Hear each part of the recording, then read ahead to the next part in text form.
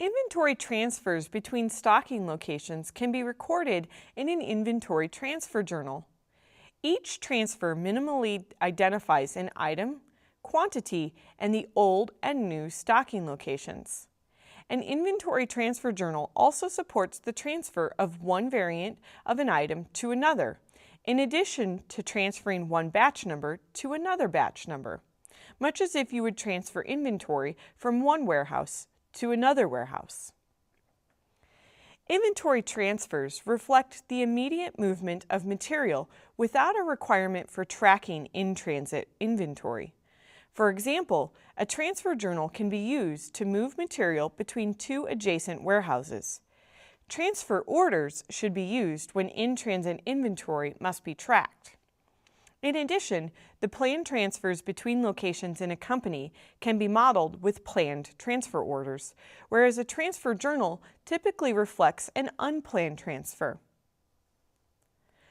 You can also use the transfer journal to make a correction to the on-hand inventory. For example, some shirts were received with a small size. However, they are actually the medium size. The transfer journal can be used to adjust any inventory dimensions on inventory that is currently on hand. The transfer order process is not reviewed in this particular course. However, you can learn more about transfer orders in the Distribution and Trade course. Let's switch over to AX and create a new transfer journal. So I'm here in AX, and you can see underneath the Journals group and then Item Transactions, the transfer journal.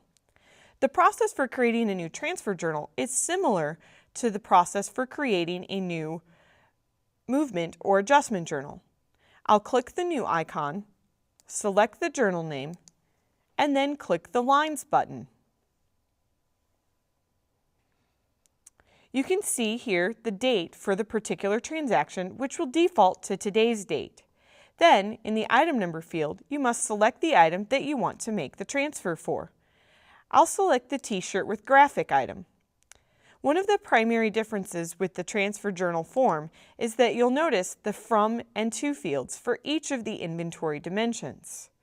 You can use the Inventory Dimensions display button to add additional dimensions to the grid. So for this example, we'll say I've got some items in Site 1, and they're going to stay in Site 1, and they're currently in Warehouse 11 with no location. But I need to change, say, the size of the shirt. So I click the Inventory Dimensions tab, select the current size, small, and I need to update that to be medium. So I select the medium size in the To Inventory Dimensions column. For the color is correct, it's red, so I'll choose red in both the From and To color fields. You can add as many lines to the journal as you want. You'll notice that the quantity field in a transfer journal is always negative. If you type a positive quantity into this field, AX will automatically change it to be a negative quantity. When you're done adding lines to the journal, you can validate the journal by clicking the Validate button and then click the Post button. You'll notice that this particular item is missing some setup, so an error is received. You will not be able to post the journal until this setup is complete. When you're ready, you can click the Post button, and AX will post the adjustment to the inventory. In most cases, a transfer journal does not post to the general ledger unless there is a difference in cost between the dimensions that are being transferred. Also note that the quantity in a transfer journal is always negative. However, behind the scenes, when you post a transfer journal, two inventory transactions are created. One with the negative quantity with all of the dimensions in the From fields on the journal lines, and another with the positive quantity from the values in the To fields from the journal line. Join me in the next lesson and we'll look at the Bill of Material journal.